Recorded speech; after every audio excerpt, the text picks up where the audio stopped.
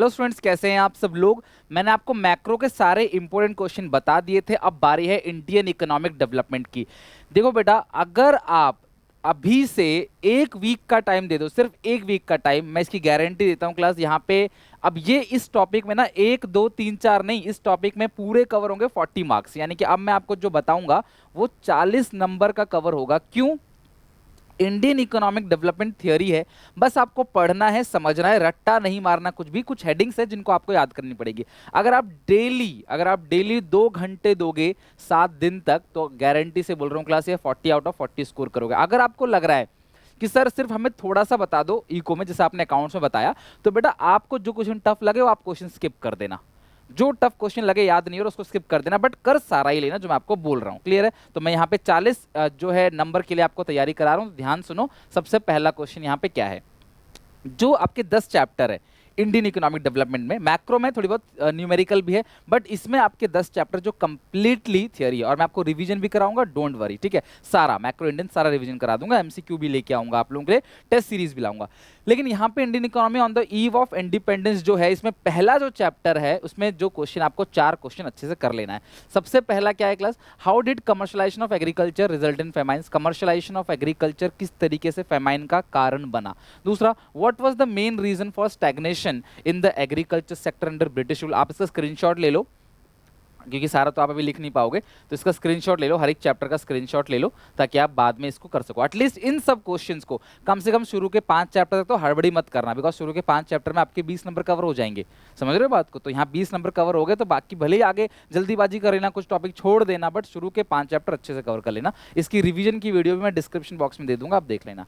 Explain, और 60 days pledge के अंदर तो पूरा का पूरा कंप्लीट है ये। Explain what kind of infrastructure develop by the, आपको पता है रेलवे और क्लास और कौन सा था, रेलवे के साथ टेलीग्राफ, इसको इन्होंने क्लास मतलब डेवलप किया। What are the reason behind decline of handicraft industry? Handicraft industry हमारा कैसे खराब हुआ? Due to discriminatory tariff policy. तो यहाँ से फर्स्ट चैप्टर से ये सारे क्वेश्चन बन सकते हैं। सेकंड चैप्टर देखो, कई सारे बच्चों ने बोला कि सर हमें क्वेश्चन बता दो, तो इसलिए देखो क्वेश्चन जब बनते हैं थोड़े से एक्स्ट्रा क्वेश्चन हो जाते हैं। तो अगर उन 5 क्वेश्चंस को अगर आप देखोगे तो हार्डली 1 घंटे के अंदर उन क्वेश्चंस को आप आराम से समझ लोगे। इवन चैप्टर ही 1 घंटे का है, चैप्टर आपने समझ लिया, हेडिंग्स को थोड़ी बना के लिख लिया, 1 घंटा 2 घंटा आप दोगे, बहुत है, ठीक है। Second, because first second third fourth fifth ये 5 चैप्टर जो है आराम से आपके 3 डेज में कवर होंगे, बाकी 5 चैप्टर के लिए टाइम ज़्यादा लगता है। एक्सप्लेन द वेरियस स्केड्यूल्स, आपको स्केड्यूल बताना है क्लास, है ना, schedule A B C IPR का। Explain the long term goal of 5 plan, ठीक है। और आपको लॉन्ग टर्म गोल तो पता ही क्लास, ग्रोथ है, फुल एम्प्लॉयमेंट है, ठीक है, उसके बाद मॉडर्नाइजेशन है, सेल्फ सफिशिएंसी है, इक्विटी है। What are the steps taken by the government with regards to land reform? Land reform से कौन कौन से स्टेप थे? जमीनी विवाद को सुधारने के लिए लैंड के लिए नए रूल बनाए गए, rule of SSI small scale industry का रूल, और ग्रीन रेवोल्यूशन के, बहुत इंपॉर्टेंट है बेटा ग्रीन रेवोल्यूशन और उसके इम्पैक्ट। तो ये सेकंड चैप्टर में आपको क्वेश्चन बहुत अच्छे से कर लेना है। अगर मैं बात करूं थर्ड चैप्टर की, तो इनमें कौन कौन से टॉपिक करने हैं आपको? वाई रिफॉर्म्स इंट्रोड्यूस, ठीक है, 1991 में रिफॉर्म्स को क्यों लाया गया, किसके द्वारा लाया गया, बाकी कुछ आपको पॉइंट्स है उनको अच्छे से एक्सप्लेन करना है। शॉर्ट नोट पूछा जा सकता है, डिस्क्राइब करने के लिए आ सकता है। Bilateral trade, multilateral trade, tariff और non tariff barrier, major functions of, अच्छा, वर्ल्ड ट्रेड ऑर्गेनाइजेशन की स्टैब्लिशमेंट और फंक्शन, ये सारी चीजें 1 मार्क में पूछा भी जा सकता है।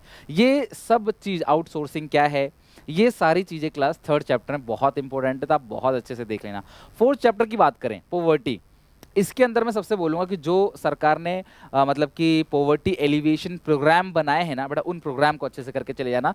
गरीबी के बारे में तो आप जानते ही हो क्लास, गरीबी क्यों होती है, कैसे हटाया जाए, आप बना बना के लिख सकते हो। एक टारगेट आपके दिमाग में होना चाहिए कि मुझे पूरा का पूरा पेपर अटेम्प्ट करना है, मुझे छोड़कर कुछ भी नहीं आना है। Briefly describe 2 poverty alleviation programme, 2 आप वेज एम्प्लॉयमेंट और सेल्फ एम्प्लॉयमेंट जो गवर्नमेंट ने लॉन्च किया। Explain the different category of poor, अलग अलग कैटेगरी होता है पुअर को, वो आपको बताना है, हालांकि कम चांसेस है। मिनिमम नीड प्रोग्राम सरकार का जो था, इसको बहुत अच्छे से क्लास पढ़ लेना, बस समझ लेना है, अपनी भाषा में बना बना के लिखना, टूटी फूटी अंग्रेजी मत देखना, बस बना बना के लिख के आ जाना, पेपर मत छोड़ना, राइटिंग अच्छी लिखना, पॉइंट्स टू पॉइंट, मतलब पॉइंट पॉइंट लिखना, जैसे किसी क्वेश्चन में 4 पॉइंट है तो 4 पॉइंट लिखना, 4 नंबर का अगर है तो।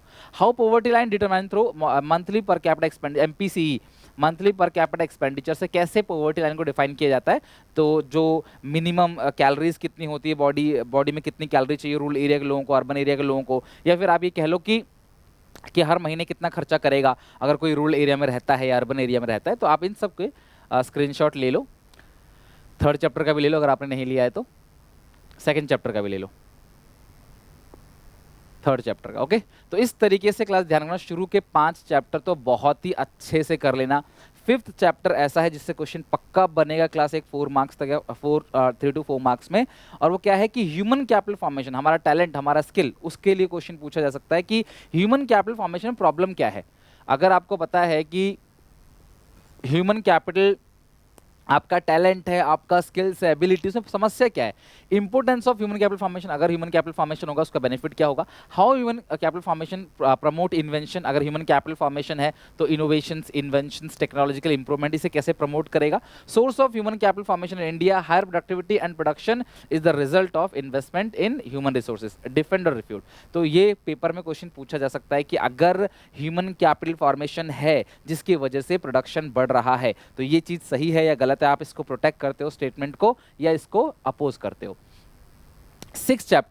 6th चैप्टर से बड़ा जो क्वेश्चन पूछा जा सकता है वो है explain the steps taken by the government in developing rural market. देखो, रूरल एरिया को डेवलपमेंट करने के लिए, रूरल एरिया के डेवलपमेंट के लिए सरकार ने कौन कौन से कदम उठाए, रूरल मार्केट को सरकार ने डेवलपमेंट करने के लिए कौन कौन से कदम उठाए, describe the various non institutional और इंस्टीट्यूशनल सोर्स ऑफ क्रेडिट, इनके नाम प्लीज ध्यान रखना, इंस्टीट्यूशनल और non institutional source of credit, discuss the various policy instrument, policy instrument समझते हो ना, वो आपको लिखने क्लास जो भी आपके पॉलिसी इंस्ट्रूमेंट्स हैं, जैसे मान लो राशन की शॉप पे जो दिया जाता है सामान, ठीक है, या फिर आपका मतलब कि एक तो राशन की शॉप पे दिया जाता है, एक तो ये लोग स्टॉक, बफर स्टॉक इकट्ठा कर लेते हैं ना, फेयर प्राइस शॉप जो होती है उनमें बफर स्टॉक, ये सारे points. What are the institutional sources, देखो यहाँ पे आपको बात कर दी कि नॉन इंस्टीट्यूशनल, यहाँ इंस्टीट्यूशनल सोर्सेज, इन चीज़ों को आपने ध्यान रखना है। बेटा आप सबसे बड़ी समस्या आप हार मान जाते हो, उम्मीद हार छोड़ देते हो, यार कैसे होगा, ऐसे नहीं, कोशिश करो अभी आप टारगेट, आज के दिन का टारगेट उठाओ कि आज या कल सुबह मुझे किसी भी तरह स्टार्टिंग के 2 चैप्टर खत्म करने हैं। आराम से मेरी 60 डेज प्लेज से वीडियो देखो पूरा डिटेल में, भगदड़ मत करना, अच्छे से देखना, जो ये इंपॉर्टेंट पॉइंट्स मैंने बताए हैं, क्लास नोट्स ऑलरेडी टेलीग्राम पे सब कुछ अवेलेबल है, उसको आराम से कॉपी में लिख लिख के तैयार कर लो जब आप बिफोर एग्जामिनेशन, क्योंकि छुट्टी तो है नहीं, छुट्टी नहीं है, बिल्कुल भी ध्यान रखना। तो अगर आप सोच रहे हो कि इको मैं छुट्टियों में पढ़ूंगा, छुट्टी नहीं है, 31 तारीख को तुम्हारा अकाउंट्स है और 1 तारीख को तुम्हारा इको है। रिवीजन भी मैं 31 तारीख को अकाउंट्स के पेपर देने के बाद रात में ही कराऊंगा, आपको पूरी रात हम रिवीजन करेंगे, समझ रहे हो बात को, तो इसलिए छुट्टियां नहीं है, और इवन कुछ रिवीजन में पहले ही करा दूंगा आपको, इवन बीएसटी के पेपर और इंग्लिश के पेपर से पहले ही, तो टाइम बिल्कुल नहीं बचा हुआ है देखा जाए तो, बीच में पेपर स्टार्ट हो गए, तो कोशिश करो कि 1 हफ्ते के अंदर किसी भी तरीके से इसे खत्म किया जाए मैक्स टू मैक्स, और जो क्वेश्चन आपको आते हैं वो छोड़ देना, जो नहीं आते वो आपको करना है। तो इस तरीके से बाकी सब कुछ अच्छे से लिख के कर लेना और आराम से पास हो जाओगे, इको में कोई दिक्कत नहीं आएगी, डोंट वरी। ओके, और उसके बाद क्लास एक 5th क्वेश्चन, ये भी बहुत इंपॉर्टेंट है, क्वेश्चन पूछ रहा था, ऑपरेशन फ्लड क्या है ना, मिल्क के लिए जो मिल्क कोऑपरेटिव, हॉर्टिकल्चर क्या है, सेल्फ हेल्प ग्रुप क्या है, नाबार्ड, इन सब की छोटी छोटी वीडियोस हैं क्लास उसके अंदर, 60 डेज प्लेज के अंदर, एक ही वीडियोस के अंदर सारे टॉपिक कवर है, तो आराम से आप 6 चैप्टर की वीडियो देखोगे ना तो ये सब चीज़ कवर हो जाएगा, अपने आप बना बना के जो है अपनी सिंपल लैंग्वेज में, ओन लैंग्वेज में बना बना के आप आराम से इसको लिख सकते हो, ठीक है। अनअकैडमी लाया है क्लास, अनअकैडमी कॉम्पैक्ट, जहां पे प्रिपरेशन कर सकते हो आप टेस्ट की, जहां पे बड़े बड़े टीचर्स हैं क्लास जो आपसे क्वेश्चन पूछेंगे, जहां पे एक लाइव टेस्ट होगा और आप उसका हिस्सा बन सकते हो, अटेम्प्ट एनीवेयर, कहीं भी अटेम्प्ट कर सकते हो, 30 क्वेश्चन 60 नंबर का और 30 क्वेश्चन 60 मिनट और 30 नंबर का, और आंसर वीडियोस जो है वो टॉप एजुकेटर देंगे, और सबसे अच्छी बात क्या, अनअकैडमी कॉम्पैक्ट बिल्कुल फ्री है, तो आप अभी एनरोल कर लो, डिस्क्रिप्शन बॉक्स में लिंक है, डाउनलोड करो अनअकैडमी ऐप, और इसमें मेरा कोड जरूर यूज करना, दैट इज SPA10, और क्लास कोई भी प्रीमियम कोर्स पे आप 10% का एक्स्ट्रा डिस्काउंट ले सकते हो। तो फटाफट क्लास जाओ, 22 अगस्त को अनअकैडमी का कॉम्पैक्ट है, उस कॉम्पैक्ट को आप ज्वाइन कर सकते हो, ठीक है। आगे देखते हैं, एम्प्लॉयमेंट ग्रोथ और इन्फॉर्मलाइजेशन, या क्लास आप कह लो कि एम्प्लॉयमेंट और अनएम्प्लॉयमेंट ये चैप्टर है, इसके अंदर जो चीजें पूछी जाएंगी, जो 7th चैप्टर है, वो क्या क्या चीजें पूछी जा सकती हैं, discuss the distribution of employment on the basis of gender, ये अकेला चैप्टर है जहां डायग्राम आपको पूछा जाएगा, तो जेंडर बेसिस पे आपको डिफरेंशिएट करना है। Explain the following, casualisation of workforce किसे कहते हैं, इनफॉर्मलाइजेशन ऑफ वर्कफोर्स किसे कहते हैं, ठीक है, फॉर्मल ऑर्गेनाइजेशन, फॉर्मल या ऑर्गेनाइज सेक्टर किसे कहते हैं, इनफॉर्मल या अनऑर्गेनाइज सेक्टर किसे कहते हैं, वर्क फ्रॉम होम, ये नया कॉन्सेप्ट आया क्लास लॉकडाउन के बाद से, वर्क फ्रॉम होम हमारी सरकार ने इसको हरी झंडी दे दी है, तो आप इस जो है पॉइंट को भी अच्छे से लर्न कर लेना। बाकी 2 क्वेश्चन और है, discuss the distribution of employment different sector, primary, secondary, tertiary sector में कितना कितना रोजगार मिलता है लोगों को, और distribution of work for informal, और कितने लोग फॉर्मल सेक्टर में काम करते हैं, कितने लोग इनफॉर्मल सेक्टर में काम करते हैं, और फॉर्मल से इनफॉर्मल में मूव करना ही इनफॉर्मलाइजेशन है, और रेगुलर सैलरीड एम्प्लॉइज से कैजुअल वर्कर के लिए मूव करना ही कैजुअलाइजेशन ऑफ वर्कफोर्स है।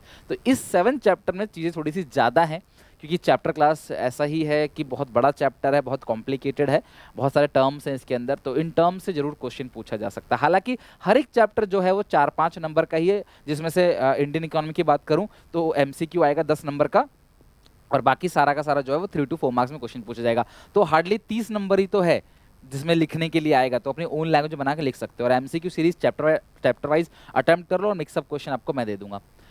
इंफ्रास्ट्रक्चर की बात करें, explain the importance of infrastructure in the development of Indian economy. तो जो इंफ्रास्ट्रक्चर है उसका बेनिफिट क्या है इंडियन इकोनॉमी, इंफ्रास्ट्रक्चर क्यों जरूरी है, जो रोड है, बिल्डिंग है, class concrete building, banking sector, ठीक है, या टेक्नोलॉजी, ये सारी चीज़ें, ट्रांसपोर्टेशन क्यों जरूरी है, health, education, 3 tier system of health infrastructure आपको बताना है। मेडिकल टूरिज्म बहुत इंपॉर्टेंट है।